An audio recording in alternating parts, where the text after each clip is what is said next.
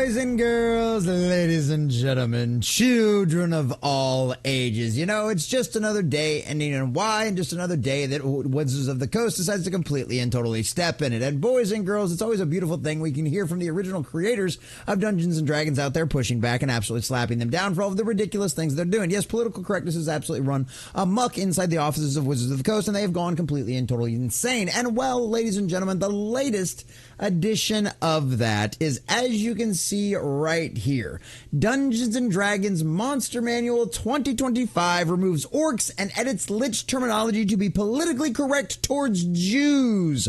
Yes, ladies and gentlemen, and although I am all for not offending the Jewish population in any way, shape, or form, I have a lot of friends that are Jewish. I don't think any of them actually cared about this, considering several of them have been playing D&D for a very long time, and I'm sure we're very well aware of this kind of nonsense. And of course, boys and girls, Robert Kuntz himself could of course not help but push back on this absolute nonsense, and that's exactly what we're going to get into today, boys and girls, because we're going to give you all the juicy details and let you know all of the actual factoids of things that are going on, and of course what the original OG of Dungeons and Dragons said about all everything as well. But before we do, if you do enjoy our content, hit that like button, share with all your friends, and subscribe or follow if you have not already, boys and girls, because we are grinding, we are growing, and I could not do this without every single one of you.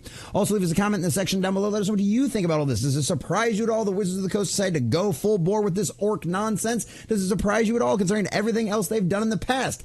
Are you okay with these kind of changes, or would you prefer them not to stay out of this kind of nonsense and just leave well enough alone? Let us know what you think about all that in the comment section down below. And if you'd like to support the channel, please check out the links in the description as well. So, from our friends over at Fandom Pulse, Dungeons & Dragons has been under scrutiny from gamers over the last year because of its new edition turning the fantasy game system into a woke nightmare. Now critics point out that in 2024 Monster Manual, Wizards of the Coast removed phylacteries from liches because it might be offensive to Jews, and the orcs are missing entirely. So yes, a classic creation of the great J.R.R. Tolkien from the Lord of the Rings novels and the Hobbit and everything else, right? Literally a creation of his own little universe out there that D&D has been using very respectfully for a very long time. Well, boys and girls, as usual, they're not bad guys. They're just misunderstood. And for some reason, they're Mexicans now. I don't really get that either as well. So here we go right here. The 2024's Monster Manual has already fallen under player scrutiny after an official Dungeons & Dragons YouTube promotional video revealed the strange situation where the monster gender was removed from the game. And honestly, the rest of that article is just all the back history of everything that D&D has been doing and Wizards of the Coast has been doing to D&D over the last year or so. If you want to check out any of that kind of stuff, I've got plenty of videos going over all of that kind of stuff. You'll be able to find them. You'll be able to give the full skivvy down on there. So that's where we're at with this one. In the video, Wizards of the Coast designers brag about turning hags, which are traditionally female, into creatures of either sex. Oh, inclusivity! Don't you love it? Along with dryads, another creature was traditionally female. Yeah, you remember all those gorgeous little wood nymphs, that kind of thing out there? Yeah. No. You can be both genders now. So screw the satyrs, I guess, who are always chasing around the wood nymphs, trying to get a hold of one of them. Oh, no. Guess what, boy? Guess what, satyr? You better be careful, because if you grab the wrong wood nymph, well, you might find yourself with, a bowl full of surprise right there. Just absolute surprise. A handful of a surprise that you don't want in any way, shape, or form. So, yeah. The succubus and incubus were also turned into a transgender allegory, because of course they were, weren't they? Yes, I mean, literally something throughout all the lore of space and time. Succubus and incubus, female and male, right? Feminine and masculine aspects of a demon, right? Two different demons representing the feminine and the masculine, doing two different things, having their own different types of lore and all that other kind of stuff. No, boys and girls. They're just the same side of a different coin. It's just a transgender allegory. Now, as a new article dropped about the contents of the Monster Manual 2025 edition, fans learned that there are more problems with wokeism apparent in the volume. The article reveals that the Lich nomenclature for phylacteries has been removed so as to not to be offensive to Jews due to its association with the Teflon, used in Judaism for prayer, and therefore the word has been replaced with spirit jars. Like, really? And if their words aren't the same, if it's not Teflon and phylacteries are completely and totally different words, why does that really matter? But of course, well, just in case, even though, well, we could talk about all kinds of other issues that the wokies have with Jews, but that's for another day now, isn't it? And a different video and probably a different channel. On top of this, Sphinxes also had gender classification removed and are called celestials instead of monstrosities because of how they're depicted in Hinduism and Buddhism, adding yet more political correctness to the game. Oh, yes, boys and girls, gone are your monsters that have always been monsters. No, no, no, we can't have that now, can we? The most important change came to the monster manual is the section on orcs. It was removed entirely from the new edition. Whereas the last edition had 4 pages of information on the evil monsters, they are now only mentioned in appendix table, aiming at converting them to new monsters.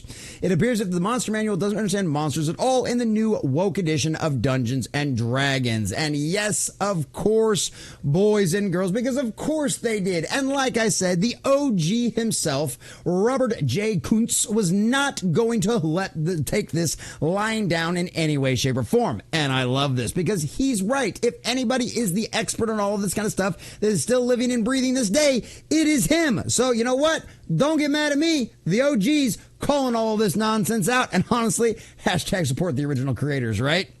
They are now a species. And in the player's handbook, from what I understand, orcs, born of Tolkien, understood to be specifically tortured and changed elves and mutated life forms, born for pure evil purposes by wizardry and monstrous in kind, have now been added to civil society as just another species occurring in the evolutionary chain. They were just misunderstood all along, you see. It is now your fault to not recognize when they are slipping a blade into you. Utter drivel, creative hackery at its best, a literary appropriation and postmodern obliteration of Tolkien's work and efforts, now made a mockery of on the world stage. And I mean, come on, let's be honest, between what Amazon and Rings of Power has been doing, they've been trying to make a mockery of Tolkien for a very long time, because God forbid you have a beautiful, wonderful story with a lot of Christian allegory and a lot of Christian elements to it out there about just, friendship and trying to overcome absolute evil and just trying to go out there and be your own man and do your thing and make sure that you fulfill the world's, and just helping out with everything, just being a hero, right? Just a hero's journey that is incredibly well done and extensively detailed inside of Tolkien's work. Well, no, we can't have that. We have to destroy it all. And now, well, just like they did in Rings of Power, where the orcs are misunderstood, so are they in D&D. It's not their fault they're evil, it's yours, you bigot. So, of course, Mr. Kuntz could not allow things to just lay right there. Wizards of the Coast is, in fact, the appropriators of once understood and accepted culture, historical and now literary. They have crossed the Rubicon in stepping into fantasy fiction's big wheelhouse, i.e. Lord of the Rings. What is next? Will all such sincere and once literary consonant derivations from myth and fiction that TSR used while maintaining a semblance of truth according to the author's intent to be reinterpreted in kind? Oh yeah, they do every bit of that, I promise you. If I were a literary estate of a major fantasy fiction author, I would go nowhere near Wizards of the Coast, as they would likely remake such works from them in their worldview and not as intended by the author. Well, Mr. Kuntz is completely and totally accurate on that one. I wouldn't let Wizards of the Coast anywhere near anything that I loved, beloved, or had any kind of rights to in any way, shape, or form because of all of their crazy committee nonsense. But at the end of the day, here's the thing about it, Mr. Kuntz. I don't know, not to disparage you in any way, shape, or form, but I don't know if you've been paying attention or not, but the current Tolkien estate doesn't give two shits about respecting the great J.R.R. Tolkien in any way, shape, or form, boys and girls, and that's where we're at. That's what it comes down to. This is absolute insanity. Pandering for the sake of pandering to an invisible audience that nobody cared about and was not speaking up or having any kind of issues with anything inside of Dungeons and Dragons. But that's what it always ends up being. This virtue signaling nonsense from companies like Wizards of the Coast that continue to push out this drivel and just destroy the things that so many fans have loved and enjoyed for so long. And that's the worst part about it. But the beautiful thing about D&D, though, is at the end of the day, it is your table. Right? And you can decide what versions you use. I mean, everything's available on PDF online at this point. If you can't get the original hard books and stuff like that from like eBay or something, or some other used bookstore or something like that. So at the end of the day, that's the best part about Dungeons and Dragons. That's the best part about a lot of these tabletop RPGs out there. You can ignore whatever the hell the company's doing. If you're still wanting to have fun with your friends at the table on a Friday night or a Sunday night or whatever it is and go out there and role play your adventures and have just a grand old time and slay dragons and take down monsters, then by all means, you still can. But at the end of the day, you need to know what is going on with the people that are currently controlling your beloved IP. You need to know what kind of devastation, what kind of destruction they're doing. And at the end of the day, they are going to damage the brand.